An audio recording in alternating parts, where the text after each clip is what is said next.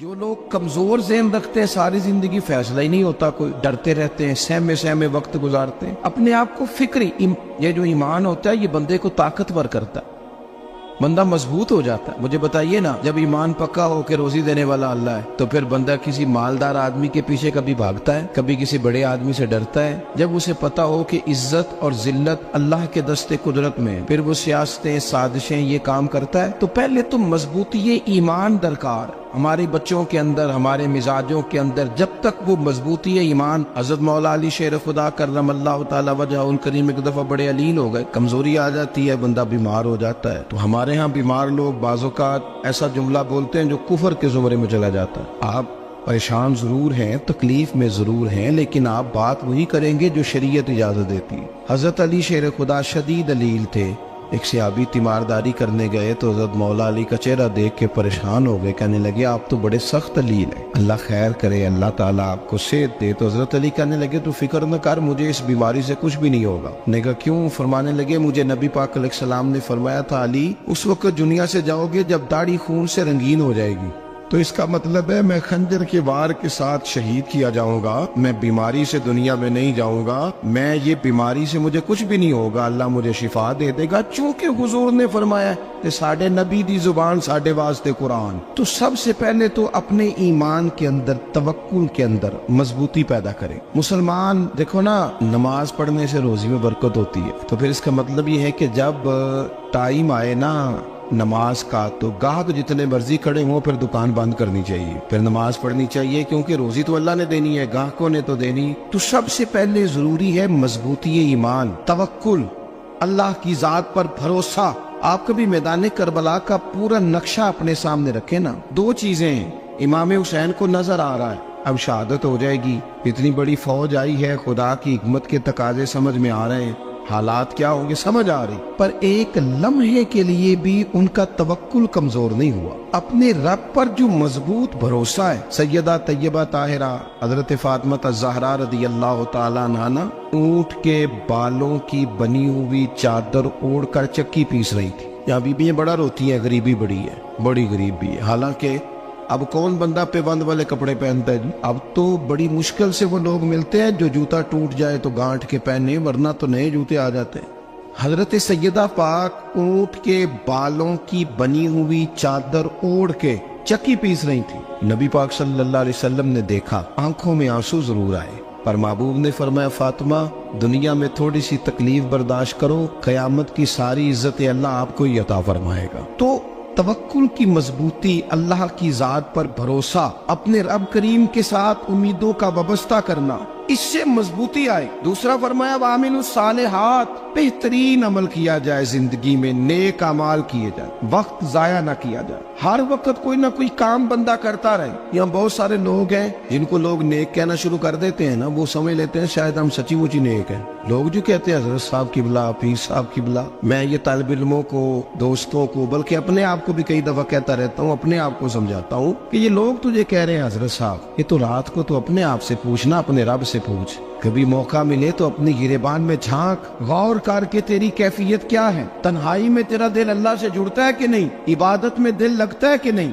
خدا کا خوف دل میں رہتا ہے کہ نہیں، غریب کی محبت، عزیزوں قربت والوں کا احساس طبیعت میں موجود رہتا ہے کہ نہیں۔ ویسے تو میرا مطلب ہے، لوگ کہہ دیتے ہیں حاجی صاحب آپ بڑے سخی ہیں، تو اس سے تو نہیں نا بندے نے سخی ہونا، سخی تو تب ہونا ہے جب اللہ کی بارگاہ میں مقبول ہوگا۔ اعمال صالحہ، نیک کام، اور وہ کرتا رہے بندہ، کوئی بھی کام اسے نیکی کا مل جائے نا۔ دیکھنا اپنا معیار ہر انسان نے بنایا ہوتا ہے کامیابی کا۔ کچھ لوگوں کا خیال یہ ہوتا ہے کہ بچے میرے پڑھ گئے، اپنی اپنی جگہ پہ سیٹ ہو گئے، میں اب بڑے سکون میں ہوں۔ کچھ کی رائے یہ ہوتی ہے کہ میں نے سب بچے بچیوں کا بیاہ کر دیا ہے، گھر میرا بن گیا ہے، اب میں بڑے آرام میں ہوں، قرار میں ہوں، سکون میں ہوں۔ تو اپنی اپنی رائے ہوتی ہے، لیکن حقیقت وہ ہے، اصل وہ ہے جسے اللہ کے قرآن نے بیان کیا۔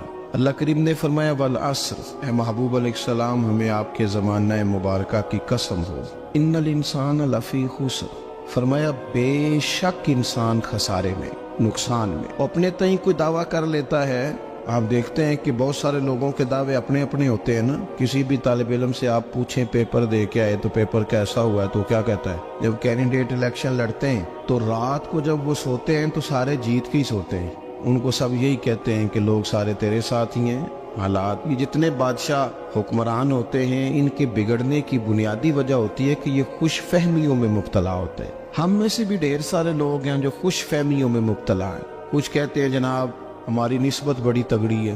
بھئی نسبت تو امام حسین سے تگڑی تو کسی کی نہیں نا. تو ساری رات نماز پڑھتے تھے, روزے رکھتے تھے, اللہ کو یاد کرتے تھے. آپ خالی نسبت پر بیٹھ کر عمل چھوڑ جائیں تو یہ کیسے ممکن ہے؟ تو اپنے اپنے تئیں لوگوں نے معیار کامیابی کے قائم کر لیے ہیں. اللہ فرماتا ہے کہ محبوب مجھے قسم ہو زمانے کی انسان نقصان میں. یہ دن بدن جو وقت گزار رہا ہے تو اس کا نقصان, اس کا خسارہ, اس کا گھاٹا بڑھتا جا رہا ہے روز نقصان میں.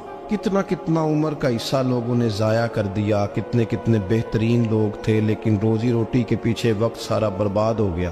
یہ رزق حلال کے لیے دوڑ دھوپ ہو وہ تو بڑی بات, لیکن تکبر کے لیے اور خواہشات, بیجا خواہشات کی تکمیل کے لیے, ایک دوسرے سے آگے بڑھنے کے لیے بڑا وقت ضائع کیا لوگوں. اچھا کوئی بھی نہیں جیتا, خاندانوں میں بھی کوئی نہیں جیتا, برادریوں میں بھی کوئی نہیں جیتا, پر لڑائی ساری زندگی کی ہے. میں نے آگے گزرنا, میں نے آگے, حالانکہ کوئی کسی کو جیتنے دیتا ہی نہیں. اپنے اپنے تئیں لوگوں نے معیار قائم کیے کامیابی کے. اللہ فرماتے ہیں بے شک انسان نقصان میں ہے, لیکن جس میں 4 خوبیاں پائی جائیں اللہ کا قرآن کہتا ہے وہ بندہ کامیاب ہو. کون کون سی؟ الا الذین آمنوا. سب نقصان میں نہیں سوائے ان لوگوں کے جو ایمان لائے. سب سے پہلے کیا کرے؟ ایمان ہو اس کے پاس, مضبوط ایمان. وعملوا الصالحات, اور ایمان بھی لائے اور نیک کام بھی کرے.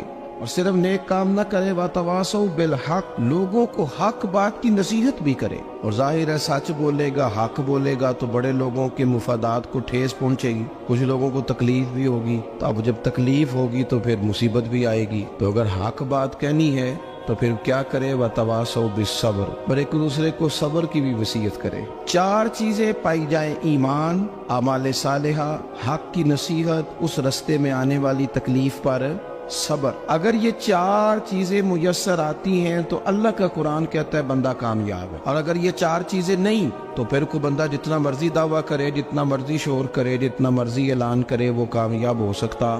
سب سے پہلے تو اپنا ایمان پکا کرے.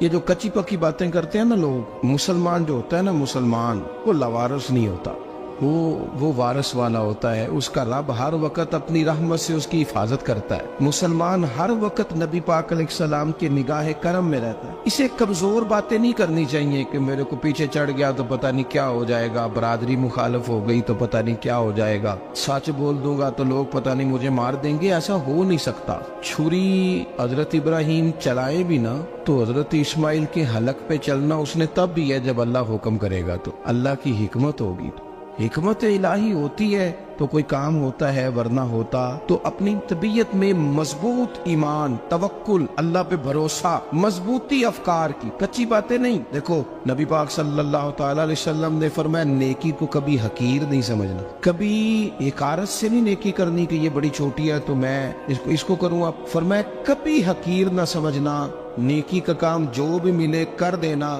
فرمایا اگر بھائی سے مسکرا کے ملو گے بنا تو اس پر بھی اللہ تمہیں صدقے کا ثواب عطا کرے گا. ہم تو اس دین سے کے ماننے والے ہیں جو کہتے ہیں تو گلی سے روڑا اٹھا دے, کانٹا اٹھا دے, کسی کی تکلیف دور کر دے, کسی اس پر گنجائش کر دے, کسی کے لیے آسانی کر دے. جو بھی خیر کا کام میسر آئے پورے دن میں اسے چھوڑے نہیں. صبح گھر سے نکلے, وہ ایک صحابی تھے, غالباً تابعی تھے, تو بازار جاتے اپنے غلام کے ساتھ تو سارا بازار گھوم کے واپس آ گئے. خادم نے کہا جناب کو نہ کوئی خریدا نہ کچھ بیچا. تو آپ سارا بازار گھوم کے آ گئے. فرمانے لگے تیرا کیا خیال ہے؟ میں نے کچھ بھی نہیں کیا. کہا جناب پھر کیا کیا ہے؟ فرمانے لگے تم نے دیکھا جو بندہ بھی گزرا میں نے اس کو کہا السلام علیکم, تو کتنی کو نیکیاں میں جمع کر کے آ گیا ہوں. کوئی خیر جو میسر آئے. ہم سمجھتے ہیں کہ شاید کو کروڑ کو روپیہ ہوگا تو پوری مسجد بناؤں گا تو پھر میں نے نیکی کر دی ہے. شاید جناب میں, حالانکہ یہ چھوٹے چھوٹے کام ہیں نا, چھوٹے چھوٹے کام, ان کی تو زیادہ ضرورت ہوتی ہے, ان کی تو زیادہ حاجت ہوتی ہے. کوئی آپ رستے میں گزر رہے ہیں تو نیچے کوئی کھڈا بنا ہوا ہے تو اس پر ہم کیا کرتے ہیں, گاڑی میں بیٹھ کے تبصرہ کرتے ہیں اے روڈ کھورے کدو بننا ہے. بھئی یہ کھڈا ہے نا تو آپ نیچے اترے نا, تو آپ دھاوڑا لیں نا, کئی پکڑے نا, یہ تو 5 منٹ کا کام ہے. یہاں آسانی کر دے نا آپ، اس میں گنجائش کر دیں۔ حضور سید عالم علیہ السلام نے فرمایا، امام راضی نے حدیث لکھی ہے، قیامت کے دن ایک بندے کو اللہ معاف کرے گا تو مالک وہ بندہ عرض کرے گا، یا اللہ میں تو بڑا گنہگار ہوں، کس وجہ سے معافی ہوئی؟ فرمایا رات کے وقت تو گزر رہا تھا، تیرے پیر سے روڑا ٹکرایا تھا، تو نے اٹھایا ادھر ادھر دیکھ کے کہ کوئی اللہ کے کسی بندے کو تکلیف نہ ہو جائے۔ کہ مالک وہ تو میں نے زمانہ بیت گیا، کوئی اتنی بڑی بات بھی نہیں سمجھی۔ تو رب کریم نے فرمایا تو رات کے اندھیروں میں بھی میرے بندوں کا خیال رکھتا تھا، تو میں تیرا خیال نہ کروں؟ کوئی عمل ہمارے ہاں لوگ کوئی کام نہیں کرتے، بالکل نہیں، کوئی کام نہیں، نہ بڑے نہ چھوٹے نہ سمجھدار نہ ان پڑھ، کچھ بھی نہیں۔ نشستن گفتن برخاستن، بیٹھو راج کے گپے مارو، تبصرے کرو، فلانا کچھ نہیں کر رہا، فلانا کچھ نہیں کر رہا، اس کے بعد اٹھ کے چلے جاؤ۔ کہ کچھ کریں، وعاملوا الصالحات، نیکیاں جمع کریں زندگی میں، خزانہ بنائیں، خزانہ، اپنی ڈیوٹیاں